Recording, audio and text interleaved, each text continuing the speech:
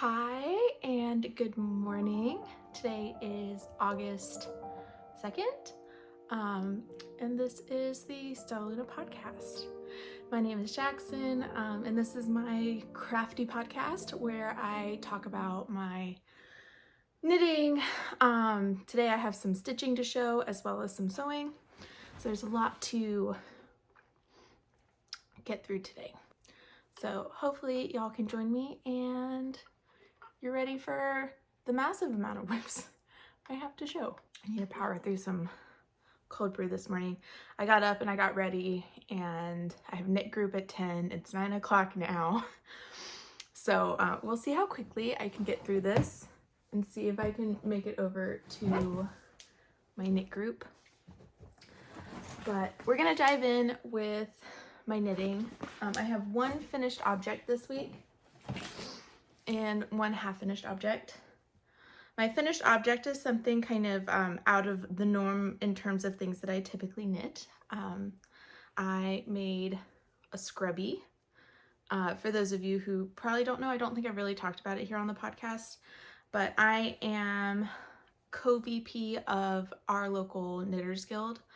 So I'm in charge of programming and stuff for our monthly meetings, as well as, you know, my co-VP. And we decided we're gonna have a watermelon themed August meeting. And so our programming is watermelon scrubbies slash dishcloths, depending on your inclination. And I don't know how to crochet very well. I know a couple of basics, but I'm not very good. But my co-VP, she can crochet, so we have a crochet pattern that was just a free one off of Ravelry. And then I made the knit scrubby pattern. So this is using, I believe it's Red Heart Sparkle Scrubby. Got this at Joann's. And I'm kind of excited to use it. I haven't used it yet because I want to keep it looking decently nice before getting it dirty, so I can show people what it looks like.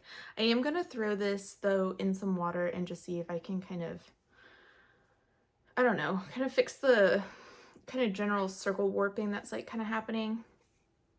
We'll see. But this is just the melon slice dishcloth pattern and stuff for, oh gosh, I'm drawing a blank. It didn't have like a designer name on it, but I will have that linked down below in my description, as well as all of the other things that I talk about, and my Ravelry project page, which this is on, and stuff like that. But that is project number 1. And like I said, if you're a returning viewer, you know my struggles with finishing things. And so we have made some progress on some of my socks that I showed last episode, to where we actually have one finished sock. Just one out of the 3 socks that I am currently having in rotation. These are just some vanilla shorty socks knit out of my yarn. If it would focus, there we go. I am filming this on my phone today, so this is different. Anywho, I keep looking at my own face in the camera instead of like looking at the camera, so sorry. And there we go, I went and did it again. Anyways, these are socks that I am knitting currently for my dad. These were supposed to be a Christmas present last year. He made the request like the week before Thanksgiving, so he knew he was not going to really get socks by Christmas. But the first sock is done. This is a men's size 10, roughly. So I just did, I think, 10, all right, 20, 40, 60, 70. So I did 70 rows for the foot, and the foot looks really long. And I did a 64 stitch cast on. My dad has like similar feet to me in terms of not being particularly wide and not having very wide ankles either. And I said this is out of my yarn, so this is Stella Luna Fiber Co's my BFL sock base in Mermaid Tails, which this was in the shop for last month, but I just took it down. We have a whole bunch of new things in the shop right now, so lots of fall colors and neutrals and stuff like that for garment knitting. Go check it out. I'm very excited, as well as Anime Yarn Club if you're interested in that. Anywho, so that's my half finished object. So we're a little bereft in the FOs this week, but that's okay. It's summer. I feel like things slow down in the summer. It's hard to like knit on your big projects, and I have been making progress on my big projects. Big project being my Habitation throat that I have been steadily working on, which is good because we need this done before December so I can cast on some sort of Advent countdown knitting of the new variety with my own yarn, because I'm keeping an Advent calendar this year. But this is my Habitation throw by Helen Stewart. I know I've talked about this. Oh my gosh. I got too much powder on my nose when I was putting makeup on this morning, and my nose is itchy. Anyways, this is the Habitation throw by Helen Stewart. I am knitting this out of my 2020 Advent calendar from Woolberry Fiber Co. Or that one was Lord of the Rings inspired, and I reorganized the colors to do not exactly a fade or go in any kind of like super strict color order, but I just reorganized it into an order that I liked. If you're curious about the colorway names, they are on my project page, as well as what days they were originally and then how I reorganized them. So we are on the 12th color here, which is super exciting, because that means that once I finish this color, I will start decreasing and we will be past the halfway point. Some of the modifications that I've talked about in the past, I have omitted the eyelet rows, and that is typically where your color transition happens. So my color transitions are happening kind of all over the place.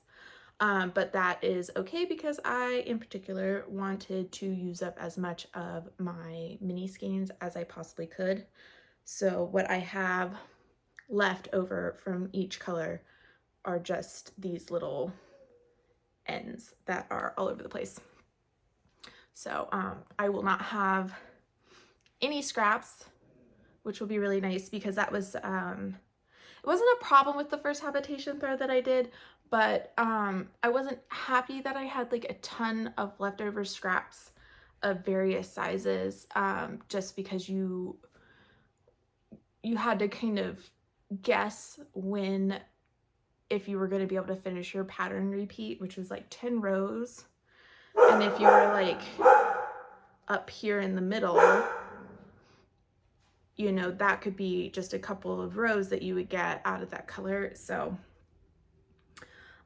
that's what we are doing. I know I've talked about it a ton, and y'all will probably see this bad boy a lot more, because it's just slow going. It's fun though. It's nice and easy, and easy to pick up and put down, which I do really like. And it means that I don't have to reference a pattern. That's kind of the opposite of what I'm about to show next. I do have to kind of be beholden to the pattern a bit with this other project.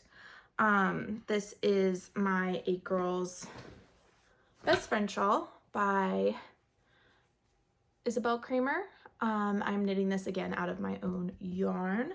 This is my BFL sock base for all 3 colors. We have Divination up here, and then focus, there we go. We have Familiar, which is kind of this rich purple right here, and then we have Grimoire for this textured, it's called a teardrop pattern, but it's kind of lacy, kind of just textural. It's not hard to do, but you do have to make 5s and also do double decreases all in the same row, and those rows take forever. But I've just finished the second repeat pattern, and I have 2 more rows of the repeat pattern to do for the 3rd row of teardrops, and then I have a separate 2 rows to do. So only 4 more rows to go, and then I am done with this particular section of the pattern, and I will go back to using some of Familiar, and I think then it's a bobble row. So we're moving along. I had put this down for like winter and summer. I casted this on last October, and I just put all of these colors back in the shop, and so I was like, oh, I want to work on this. So I went and pulled it out and moved it out of hibernation over on my Ravelry project page. And the goal is just to add a couple rows every day. Like, I'm gonna try and get the last 4 rows of the teardrop section done later on today. It won't be coming with me to knit group just because I do have to have the pattern in front of me, and I don't feel like printing it out or bringing, I could look it up on my phone, but I don't really feel like doing that. And it's a little bit more, you have to pay attention to it, and I like chatting at knit group. Who doesn't? But that is all of the shawl stuff. I do have socks to show. I'm going to show one that I know I showed on the last episode, and then I'll show one that I don't remember if I showed or not, but I can now finally talk about it.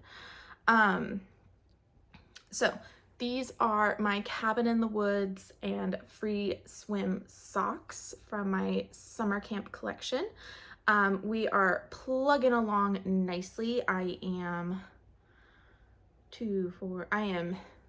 10 rows away from starting my toe, in which case I will be switching to Free Swim, which is my contrast color. And I will be doing contrast heels, toes, and cuffs, and these are just simple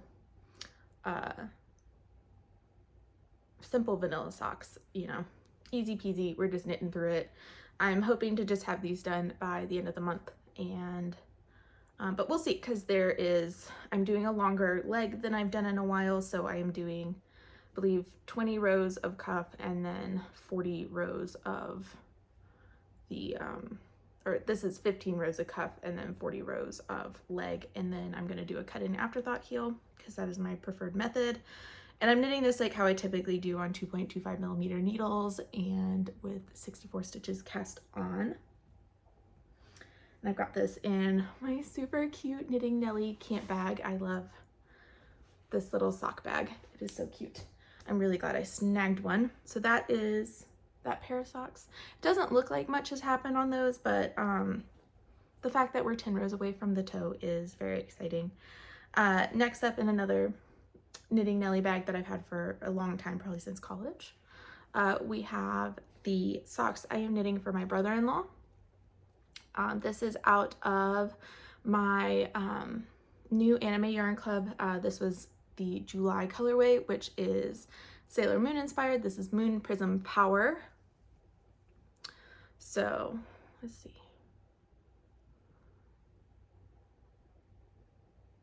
Focus. There we go. Lots of colors. It's inspired by Sailor Moon's transformation. I am getting some pooling in this particular skein, but that does not bother me. In socks, I kind of like the pooling. It's kind of fun. And I'm gonna make, since these are for my brother-in-law, I'm gonna kind of make it to where the pooling is part of the top of his socks. And these are gonna be shorty socks and stuff. And Lord knows whenever he's gonna get these, because Brandon told me that his brother was interested in my Sailor Moon colorway. I think I said this last episode, but he was mistaken. He thought that my yarn club was for finished pairs of socks. So I'm like, you must think I knit like the freaking wind, because like, and underselling my services for $35 for a pair of hand knit socks. But anyways, he was interested, and Brandon was like, corrected his, what he thought was the case with the yarn club. And then Brandon was like, can you maybe knit him socks for his birthday? And his birthday was middle of July, and this is like, he told me this like the week before his birthday, and I was like, oh, those are not going to get done by his birthday. So we're gonna try and have these done by September. That's when I will see my husband's family in person next. And I'm also knitting a pair of baby socks for my mother-in-law for a friend of hers who is having a little boy. So gonna try and get these done, get a pair of baby socks done by September. But those are happening. Those are gonna be shorty socks as well. And yeah. Oh, didn't mention this. My big feet run in my husband's family. So like my husband's a size men's 14. My brother-in-law is a size men's 13. So these are going to be quite big. I'm basically knitting the same size as what I knit for my husband. And I casted on 74 stitches, 72 stitches. And yeah, but I do have my where I'm going to put the heel flap marked, so it'll be right here, so shortly after the cuff. And I did just do a little contrast pop with the contrast color on the cuff, and there'll be contrasting heels and toes as well.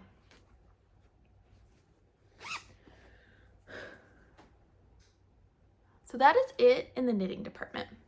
Surprisingly, I got through that pretty quickly. I do have some stitching to show and some quilting, so if you aren't interested in any of that, thank you for watching. If you are, stick around.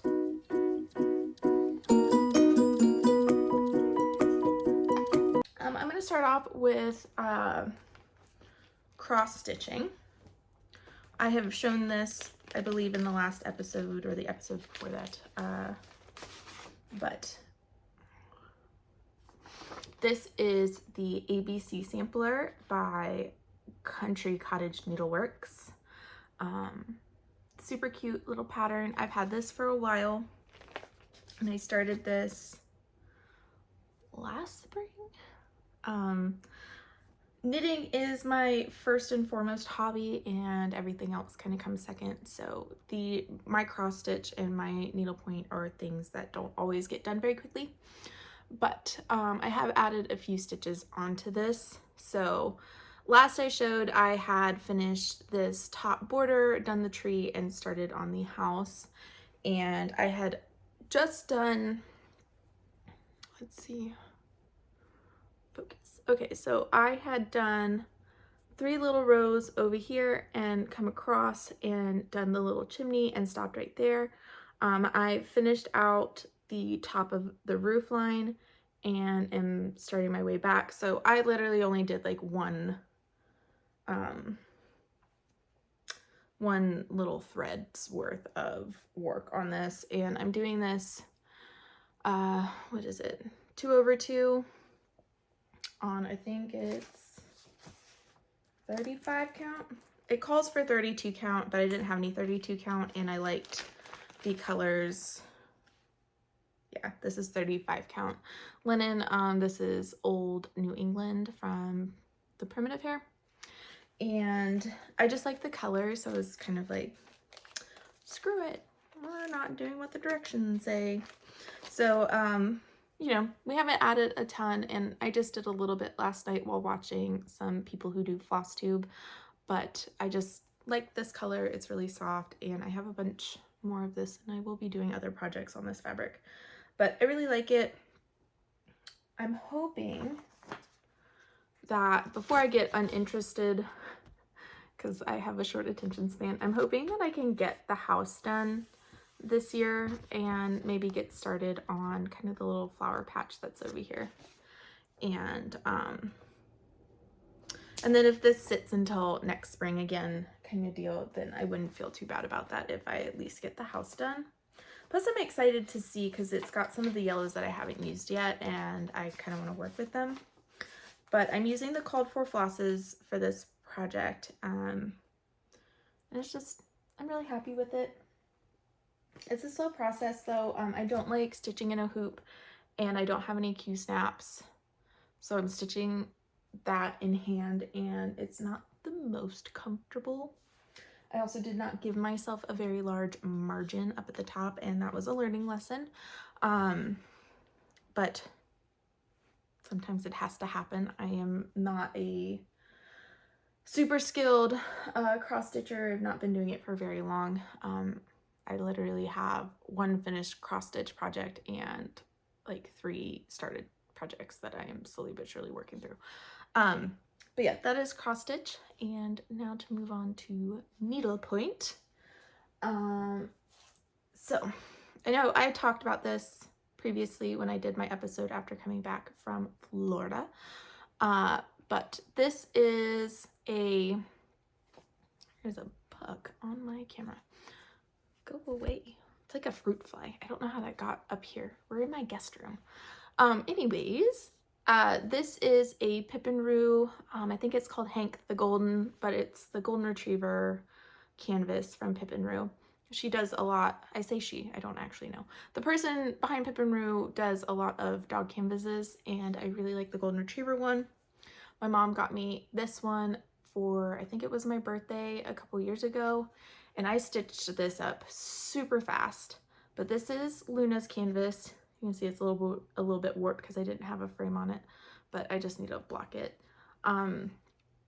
But this is Luna, so we went for a lighter golden color because she is lighter than Stella. I stitched in her name, and there was, I do not know who did this, but I saw someone who did the Hank the Golden canvas, and they did this kind of pattern for the background, and I really liked it, and they framed it, and I liked what they did, and so I did the same thing. And then started Stella, stitched Stella really quickly, but now I decided to be really extra and do a lot for the background, and that really slowed me down. Like, we have Stella's name is stitched in here. She's obviously finished. And I think when I last showed this, I had the red border up here, the side border here, and just this little bit done and a little bit, oh yeah. So, and I had like stopped right here. So last night I did this and did the line that connected it up to here. And I'm just going to keep kind of continuing along the bottom border and connecting the red lines and kind of getting that established, so that way then I can come in behind and do the more steeled blue-gray color, and then get all of those lines done, and then I can just fill with the like deep forest green that I'm doing, which is the same, might not look it, but it's the same green that's on this one. So that was like kind of my plan to kind of help tie them together. And the plan is to have these both finished and put into, like, get them framed. I'll probably take them to Michael's and get them actually framed there, but do that and have them be in our living room. I think that that will be really cute. That, or they'll be up here for a while in the guest room. I wouldn't hate that, but I also kind of want them down in the living room because I want to look at them all the time because they make me happy. But that is that project.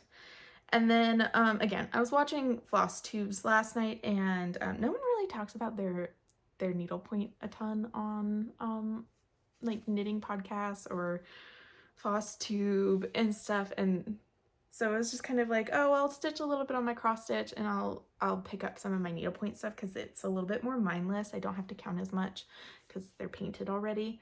But I think this is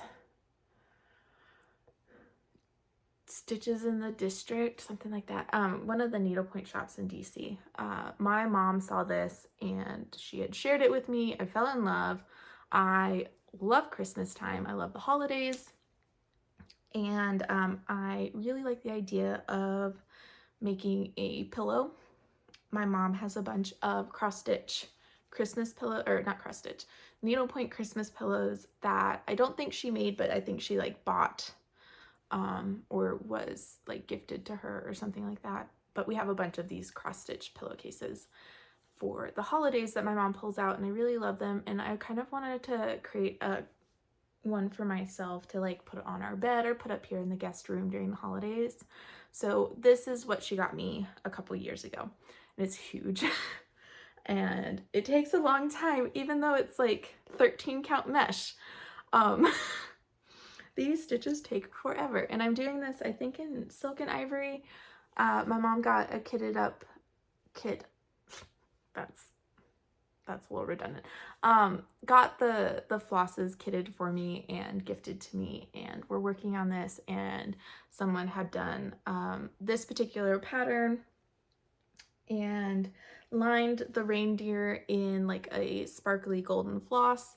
And I told my mom I like that, and she included that in my kit. And then I've got a lot of really beautiful white, and I'm going to do a textural pattern for the background fill stitches. But we're just doing tent stitch right now, and I did, let's see if I can show this. So I did here the other day. I had already done everything up here, so we're just kind of working through this dark red. I figured I would go in color, not in like color order, but go color by color as I work through this. That made the most logical sense to me. So I started off with the dark red because red's my favorite color, and I wanted to start off with red, and we're gonna do that. And then I'm probably gonna switch to maybe one of the lighter colors next. There's like a really pale blue and a really pale pink in here, and I might do one of those next. We'll see. I gotta look through the colors. I'll see what is calling to me when I finish all of the dark red. But we are working on this. I have no idea what this is called. Again, I did not buy it. I think it's from Stitches in the District, but don't hold me to it. I'll do some research and try and include that down in the description with my needlepoint information. But yeah, we're plugging away on that. That one's not going to get done anytime soon, but you know, if I can do a little bit here and there every couple weeks, then we'll make steady progress on it, and that's the ultimate goal. But that is stitching. Now on to sewing. I had taken my sewing machine in when I got back from Florida after going up and helping my parents after my mom's hip surgery, and to get serviced. And I was not expecting to be out of a sewing machine for 6 weeks. But the sewing bug had hit me before I took it in to get serviced, and I was like, oh, I need to go and take it in to get serviced because I'm having some tension issues. This machine hasn't been serviced probably since it was bought back in 2000. And so I've had this sewing machine since I was like 5.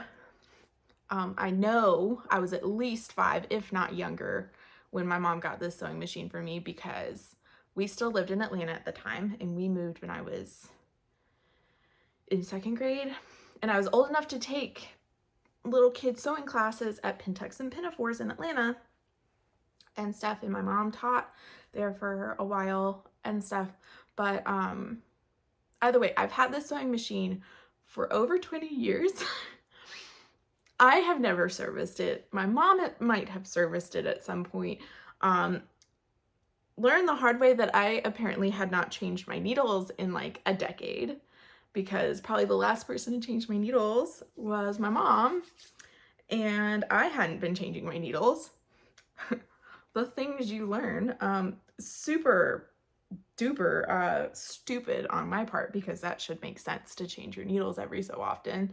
And my mom was like, yeah, you should really be changing your needles with every project. And I was like, that is news to me. So I took it, there is a local sewing machine repair place here, but it didn't look like they serviced Husqvarna Vikings, and that's what I have. But Joann's has one of those Singer Husqvarna Viking places inside, like one of the shops inside the store, and they do service those machines. I did learn that there is someone else here who services all kinds of sewing machines, and I might try them next because they had to ship my machine somewhere else to get it serviced, and then it had to be serviced and then shipped back to the Joann's. And I get it, probably makes sense, especially now that so many sewing machines have a lot of digital components. Mine does not have any digital components. Mine is just a straight up mechanical sewing machine. But anywho, so we're gonna try somewhere else the next time I have to get my machine serviced, because I do really like it. It's really cute. The lady was like, I've never seen this sewing machine before, and I was like, oh no, that doesn't feel really reassuring. But it's like this little, it's called the Lena or Lena, and it's got like this cute little floral pattern on it, and it's really sweet, and I really like it, and I have a lot of sentimental feelings about it. But anywho, long story now to become longer, got my sewing machine back the other week and immediately started sewing again. So I picked up, because I'm in an autumnal mood, I am ready for fall, I'm ready for Halloween. I picked up my Card Trick Witchcraft Quilt Kit. And so this is something I've had probably since college. If I remember correctly, I cut the fabric out at least while I was still living in Oxford. And so we hadn't made a ton of progress. I had gotten probably half of, I'll show you one of the blocks. So you make the 9 patch first, and then you attach on these triangles, and then that's how you get it to flip. I have not trimmed these yet. I'm going to trim all of them at once. But so I'd gotten probably half of the 9 patches done and just stopped, probably because my back hurt. I don't have a really great sewing setup in terms of having a table that's like a good height for sewing on, and me being a little bit of a, not a dum-dum, but I had like a senior moment when I was last in Florida, and my mom had put bed risers in my toy chest, and I was like, why did she put bed risers in my toy chest? And I could not for the life of me remember why, and lo and behold, I get home and I remember exactly why, because I had asked her to put bed risers in my toy chest, so I remembered to bring the bed risers back with me so I could put one of my desks on the risers so my sewing machine would be a little bit higher when I go to sew. And so forgot them, went and threw them in the closet at my parents' house, and so when we go back for Thanksgiving, I will make sure that I either leave enough room in the suitcase or ship them to the house. But anywho, so we are back into sewing. I've only done 4 of these so far. My goal right now is to try and do 4 every day or so. These don't take very long now that I'm just adding the triangle bits. The stuff that takes the most time is just kind of lining them up, because you kind of have to eyeball them, which I don't really like. I like knowing exactly what I need to do for these things in terms of measuring, because I want them to look really nice. But anyways, so I've only done 4 where the triangles have been added, but all of the 9 patches are done and they're ready for triangles. And I'm just kind of working backwards on that. I am going to, I'm probably not going to do this for the little border here, but at least for these blocks, I am going in order. So the row I just showed you is this bottom row. These are the most recent ones that I had sewn together. And wait.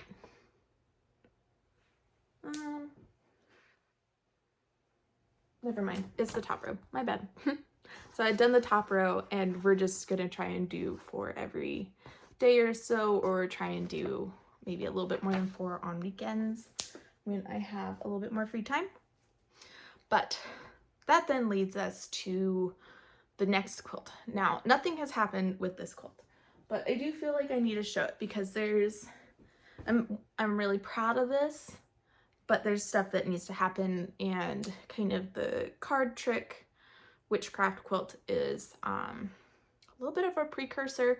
So I'm gonna try and get the quilt top done here pretty quickly, and then the goal is to then make all of the backing for that quilt and my expanding stars quilt all at the same time, and then do all of the binding all together and kind of do it that way, so that way then hopefully both of these quilts will be ready to go to the quilt shop for long arm quilting at the same time. And hopefully I can get this done pretty quick to where I can ideally beat holiday long arm quilting service traffic. I have no idea what the quilting community is like here in Chattanooga, but I know my mom was like, you need to be kind of aware that if you drop them off kind of late in the game, it'll be in there with all of the holiday quilts and stuff. And I would love to have my Halloween quilt done before Halloween. And then my expanding stars quilt can kind of be done whenever, because it's not exactly like a holiday quilt, it's just our guest book quilt. So to kind of give you an idea, I'm going to unfold this. I'll see if I can show this. If the filming doesn't work super great for this in terms of like showing what the expanding stars quilt looks like, I will insert photos and or video now, because this thing is a behemoth. So this is 82 inches by 82 inches. And this is a quilt that I made for our wedding. Oop. So, as you can see, it is quite large. I have no idea if that showed you what you needed to see. I keep hitting the fan. So this thing is huge. I absolutely love it. This pattern is really well written. It's by Quilty Love, and I got it off of Etsy. I think they might have their own website. I'm not 100% sure. Gotta fold this bad boy back up. That is my expanding stars quilt top. Now, that was our guest book. So I had that hanging up at our wedding, and I had a piece of fabric for people to sign. And I'm undecided yet if I'm just going to applique. So we have like kind of an awkward, everyone signed the top. Our wedding was really small in terms of like, got married technically like kind of twice, because we got married over Zoom during COVID, and then we had like our family and like 3 of our friends kind of go have our wedding. But so there was only like 35 people there, and so we got a little space, which I kind of like, because I'm going to do something kind of in this bottom corner that like kind of says that this was our guest book and have our wedding dates on it. But the idea is I could either piece the back, and if you have any suggestions, if you sew and you have an idea on how I could do this, please let me know. I would love suggestions here. I could either piece the back, have this sewn in, and then that's a lot of yardage to kind of manage with it being 81 inches by 81. So I'd have to add fabric to the top and the bottom, and then piece everything together on the sides, because I would like this to be kind of centered in the middle of the back of the quilt. That, or just applique it on top and then just do the general piecing on the back, and then it'll get tacked down as the quilt is you know, machine long arm quilted. But undecided. Would love input there if anyone has any opinions on it. And then the goal too is to have all of the binding made. So there is the, what's it called? There is a way to make like a lot of binding at once. It's like continuous binding or something. My mom sent me a bunch of tutorial videos on how to do it, and I'm gonna do that for both of the quilts. And the quilt shop I'm taking to, if you have your bias binding ready to go, you can get them to sew it onto your quilt, and then when you get it back, all you have to do is do the hand sewing. And I enjoy the hand sewing. I do not like sewing on the binding. So that's what I'm planning on doing with the sewing stuff. And again, gonna try and get this done like over the next couple of weeks. Maybe see if I can have both of these quilts kind of done by August. We'll see, because there's still a lot to do on this quilt. But kind of once like all of these are done, like it should kind of come together pretty fast. Like this border here with the small squares, like that will be kind of time consuming, but I don't think it'll be too bad, you know? Like once this is done, these are long strips that you just piece together. And then there's a white long strip on the edges, and that won't be too bad. And then it's just backing, and it's the one of the bat fabrics for the back. So like it'll be like a fun back, and then I think orange polka dot binding edge. I have to double check, but either way, like it's not hard right now, you know? So we'll see. But that is it for this episode. I hope you enjoyed. If you want to follow along with stuff and see what I'm up to, I will have social media linked down below, because you can find me on TikTok, Instagram, I'm on Facebook, I'm on Ravelry, my yarn's on Ravelry, and like I'm kind of all over the place. But all that stuff will be down below, and I'm gonna be taking a bunch of progress photos today, so might be seeing some of that here soon.